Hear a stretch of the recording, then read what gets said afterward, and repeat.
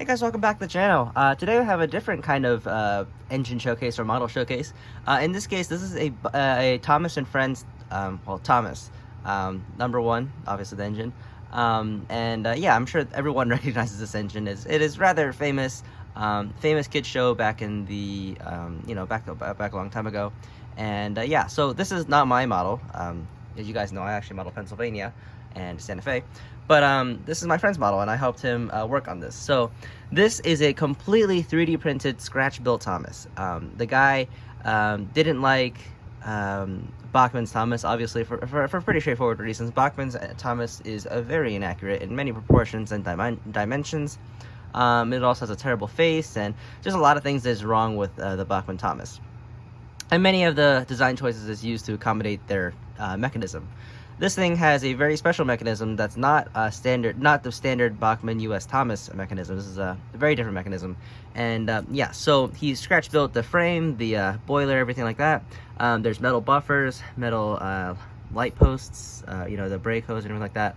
I don't know much about UK stuff, so excuse my lack of knowledge. But yeah, there's also the really fine looking couplers here, which just look amazing. I'm gonna just get a little closer here. You can see that the guy had a lot of detail added to this engine. It just looks really fantastic. Yeah, so this thing, I'm just gonna quickly go to just show you how this engine looks. This thing looks amazing. He has a brass whistles. At least I believe they're brass. They look like brass. So there's also a rear light, another vacuum hose, and the rear brake brass.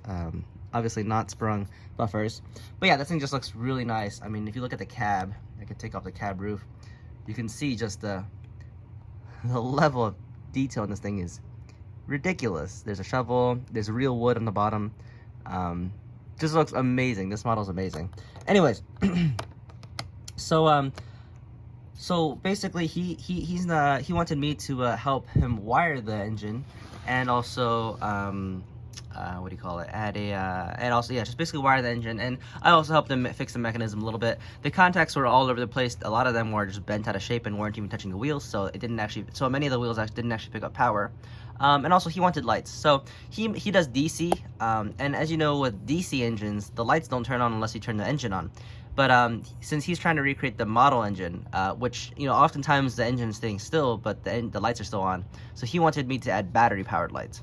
Now, as you guys can tell, there's not much room inside this engine. In fact, the main boiler here is where the motor's housed, the tanks is where the weights are held, the interior of the cab takes up most of the space back here, and so all I had left to do, all the space I had left was this rear area where the cold bunker is, underneath the cold bunker. I managed to cram a tiny little 3-volt standard button battery inside there. I chose a standard size because it might be a bit too big, and I had to really try to squeeze it in, accommodate it in. But I figured it was much better using a standard size battery than a really obscure type of battery, because standard batteries are much cheaper than buying like a really obscure 3-volt battery. Anyways, I wired some resistors in series to not burn out the LEDs, and I added these two little LEDs in the front. There's one in the front here. This is an SMD LED. The housing was 3D printed, I believe, but I added a lens to the front, and I used a yellow LED, or like a yellow glow, basically like a warm white LED in the front here, and it looks, in my opinion, it looks really, really nice. It kind of looks white in the video, but trust me, it's like a warm yellow. And then in the rear I added a red LED. This is basically just a regular warm white LED, or warm white LED, the same LED in the front, but I added a red lens cover in the front. I basically just used gallery glass red, which is like a clear red. It's like a red glue that dries clear, so it looks like a lens. And yeah, that basically makes the rear light red. Again, it's kind of hard to tell in the video. I hope I can. I'm trying to figure out how to use this phone here. If I turn on the brightness here, you can see that it's definitely a red light.